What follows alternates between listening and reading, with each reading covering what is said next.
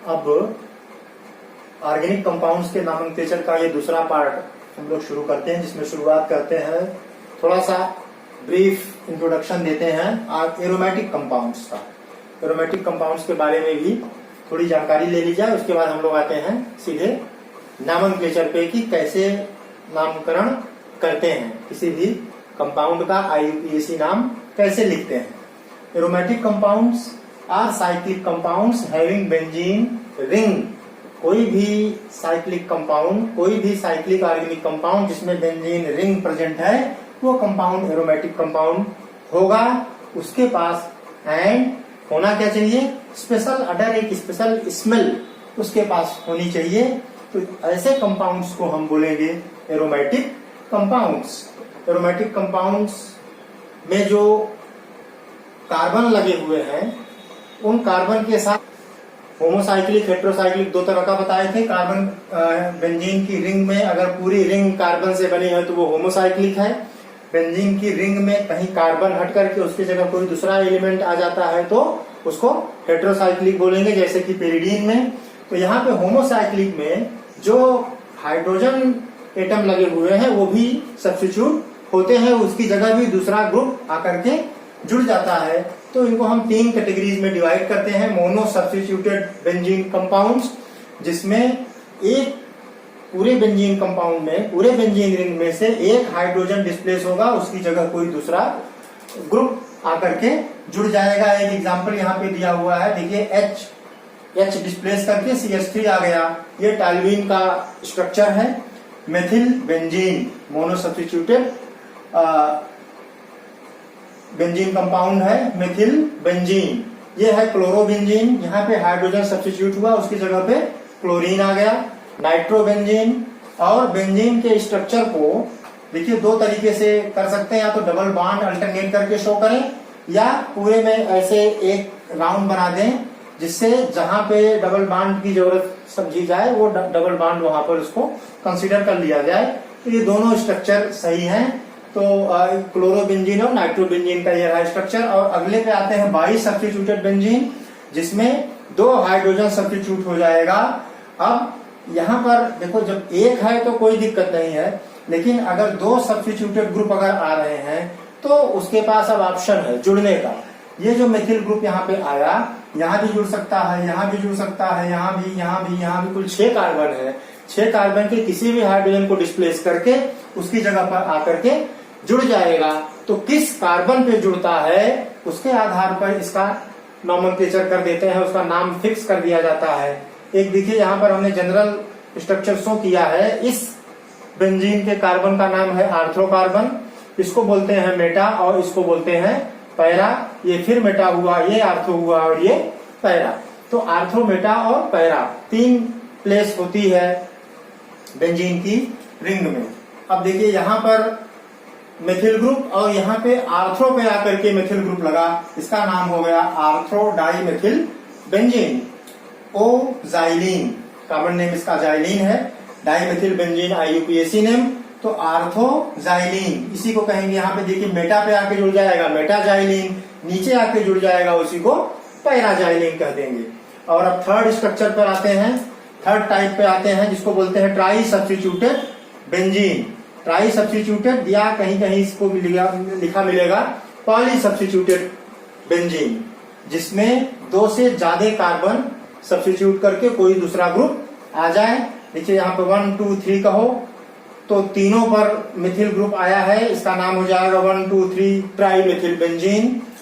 एक और यहाँ पे स्ट्रक्चर दिखा रहे हैं, देखिए एक नाइट्रो ग्रुप यहाँ आया, एक नाइट्रो 2 और एक नाइट्रो यहाँ आया। कुल मिलाकर के 3 नाइट्रो ग्रुप एक बेंजीन रिंग में जुड़ा हुआ है। और ऊपर से ये क्या है, टॉल्यूइन है। टॉल्यूइन के 3 हाइड्रोजन को डिस्प्लेस करके 3 नाइट्रो ग्रुप जुड़ा, इसको नाम देंगे ट्राई नाइट्रो टॉल्यूइन TNT।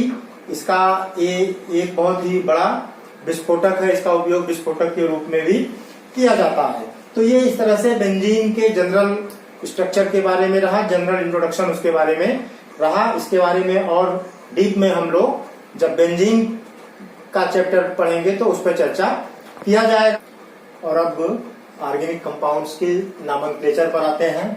तो नॉमेनक्लेचर में प्रीफिक्स और सफिक्स लगाने से पहले हमको जो लॉन्ग चेन कार्बन कंपाउंड्स होते हैं, जिसमें बड़ी बड़ी चेन्स होती हैं, तो उसमें कार्बन की नंबरिंग कर लेनी चाहिए।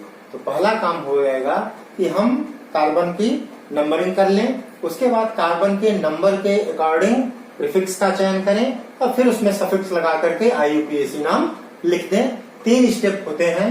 तो फर्स्ट स्टेप में कार्बन की नंबरिंग करना है। प्रीफिक्स और सफिक्स की चर्चा हम लोग पहले कर चुके हैं। तो अब देखिए यहाँ पे कुछ एग्जाम्पल्स हमने दिया है और इसी के साथ साथ रूल भी बताते चलूंगा। पहले एग्जाम्पल में ये कहा जा रहा है कि हमको कार्बन की सबसे लॉन्गेस्ट चेन को सेलेक्ट करना है और स्ट्रेट चेन को सेलेक्ट करना है, जिसमें बिल्कुल सीधे वो चेन जाए और उसमें मैक्सिमम अगर कहीं ब्रांच है तो ब्रांच भी अधिकतम आ जानी चाहिए।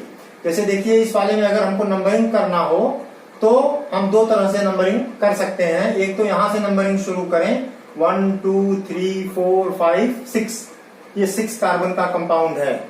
दूसरा हम यहां से भी नंबरिंग शुरू कर सकते हैं 1 2 3 4 5 6, चाहिए 1 2 3 4 5 6, दोनों तरीका सही है। तो अगर इधर से हम नंबरिंग शुरू करते हैं तो एक ब्रांच जो मिथिल ग्रुप के फॉर्म में जुड़ी हुई है वो दूसरे कार्बन पे आ जा रही है, फर्स्ट और ये सेकेंड। यहां से नंबरिंग शुरू करेंगे तो ये पहला कार्बन है, ये दूसरा, और यहाँ पे मिथिल ग्रुप लगा है, ये थर्ड कार्बन पे आ रहा है। तो रूल ये कहता है कि जिधर से लॉन्ग चेन हो पहली शर्त, और जिधर से ब्रांच पहले पड़ जाती है उधर से कार्बन को नंबरिंग देना शुरू कर देते हैं। तो कार्बन की नंबरिंग हम कर दें, इसका 1 नंबर, इसका 2, ये 3, ये 4, ये 5 और ये 6। ये 6 कार्बन कंपाउंड है, 1 2 3 4 5 और 6, 2 4 डाई मेथिल हेक्सेन। इसका IUPAC नाम आप अपने से लिखिएगा, 2 4 डाई मेथिल हेक्सेन। तो ये इसमें 2 रूल इसको ये एग्जाम्पल एक्सप्लेन कर दे रहा है कि हमको लंबी से लंबी श्रृंखला, लंबी से लंबी चेन का सिलेक्शन करना है, साथ ही साथ नंबरिंग उधर से स्टार्ट करनी है जिधर से ब्रांच नियरेस्ट पड़े। सबसे पहले जहां ब्रांच पड़ती हो नंबरिंग उधर से ही प्रारंभ कर देंगे। सेकंड एग्जाम्पल पर आते हैं। अब यहाँ पर भी वही हाल है, यहाँ फंक्शनल ग्रुप के फॉर्म में डबल बॉन्ड यहाँ भी है फर्स्ट कार्बन पे, यहाँ भी फर्स्ट कार्बन पे है। अगर नंबरिंग हम यहाँ से शुरू कर देते हैं तो 1 2 3 पर ब्रांच आ रही है, यहाँ से नंबरिंग करेंगे तो सेकंड पे ब्रांच आ जाएगी, इसकी नंबरिंग यहीं से शुरू हो जाएगी 1 2 3 और 4। ठीक, ये रहा 2 एग्जाम्पल जिसमें कि लॉन्गेस्ट चेन और ब्रांच को सबसे पहले सेलेक्ट करने की बात की गई। थर्ड एग्जाम्पल पर आते हैं। यहाँ पर देखिए लॉन्गेस्ट चेन को भी लेना है और यहाँ पर एक OH ग्रुप दिखाई दे रहा है जो कि एक फंक्शनल ग्रुप है।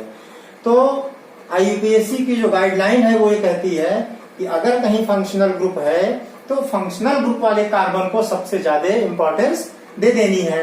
पहला नंबरिंग करते समय फर्स्ट नंबर उसी को मिल जाएगा, और अगर वो किनारे नहीं है, एकदम टर्मिनल कार्बन पे नहीं है, बीच में कहीं है, तो जिधर से वो पहले पड़ेगा उस कार्बन को उसको जिधर से वो पहले पड़े उधर से नंबरिंग शुरू कर देंगे। माने लोवेस्ट नंबर उस कार्बन को मिलना चाहिए जिस पर कोई फंक्शनल ग्रुप अटैच्ड हो, जिस पर कोई फंक्शनल ग्रुप जुड़ा हो। तो नंबरिंग हम जाहिर सी बात है यहीं से शुरू कर देंगे 1 2 3 4 5 6 और 7। यहां से भी करते तो सेकंड नंबर पे आता 1 2, सेकंड नंबर पे ये डबल बॉन्ड आता।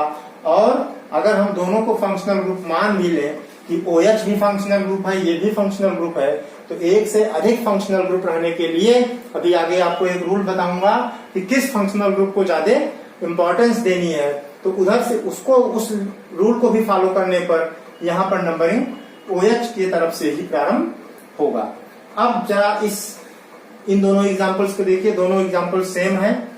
यहाँ पर नंबरिंग 2 तरीके से की जा सकती है, 1 2 3 4 5, 1 2 3 4 5 6, 4 5 6, और एक तरीका यहां से भी शुरू कर दीजिए, जहां 6 है उसको 1 बना दीजिए, तो 1 2 3 4 5 और 6। और जब इसका IUPAC नाम लिखेंगे तो लिखेंगे 2 4 4 डाइमेथिल हेक्सेन। 2 पे मिथिल है, 4 पे मिथिल है, 4 पे मिथिल है,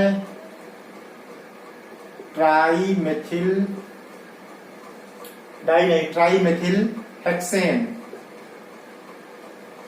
और जब यहां पे नंबरिंग करेंगे तो आएगा 3 3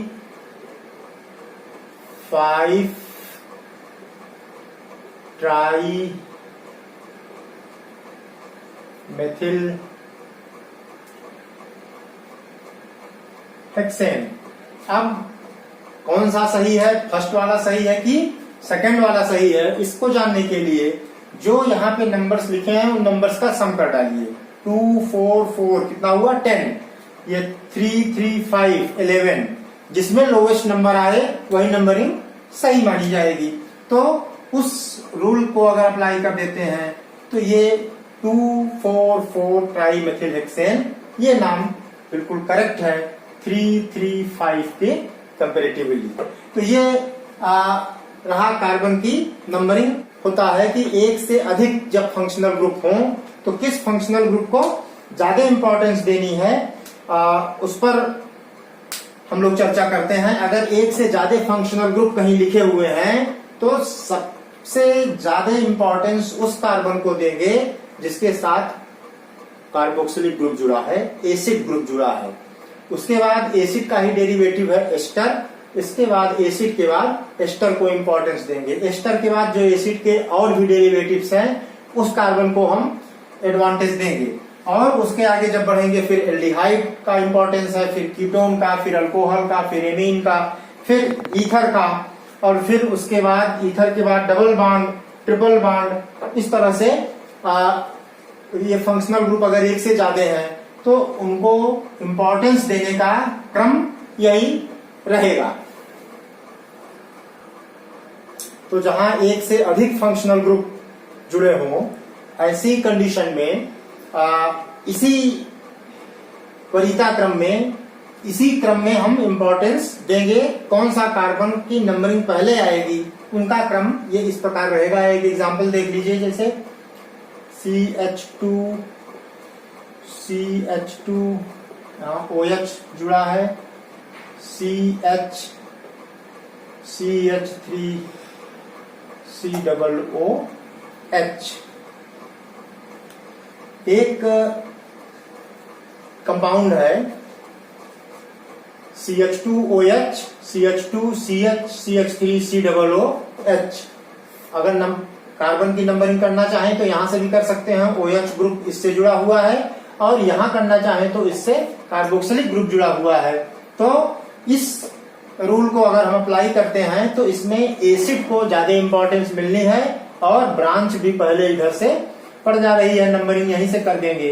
ये रहा फर्स्ट, सेकेंड, थर्ड और फोर्थ।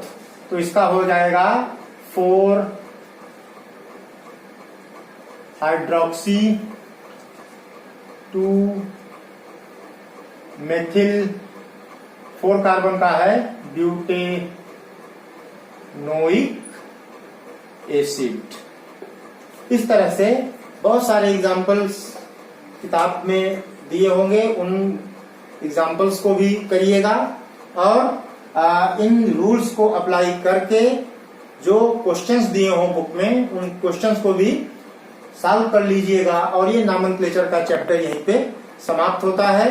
अब नॉमेनक्लेचर के बारे में चर्चा आपसे हो गई। एक और इम्पोर्टेंट चैप्टर बचा है जिसकी चर्चा ऑर्गेनिक केमिस्ट्री को शुरू करने से पहले, ऑर्गेनिक केमिस्ट्री के चैप्टर्स में जो टॉपिक्स दिए हैं उनको अच्छे से समझने के पहले हमको उस पर भी चर्चा करनी है। रिएक्शन मैकेनिज्म और आइसोमेरिज्म, इन दोनों के वीडियो भी आप अवश्य देख लीजिएगा और उसको अपने फ्रेंड्स से भी शेयर करिएगा। ये तीनों चैप्टर्स अगर आप अच्छे से समझ लेंगे तो ऑर्गेनिक केमिस्ट्री के बाकी चैप्टर्स को समझना और उसकी मैकेनिज्म को समझना बहुत आसान हो जाएगा। रट्टा लगाने की जरूरत फिर ऑर्गेनिक केमिस्ट्री में नहीं पड़नी है। हम रिएक्शंस को आसानी से समझ करके उसका कंसेप्ट अपने दिमाग में बैठा सकते हैं। इस वीडियो को देखने के लिए आप सबको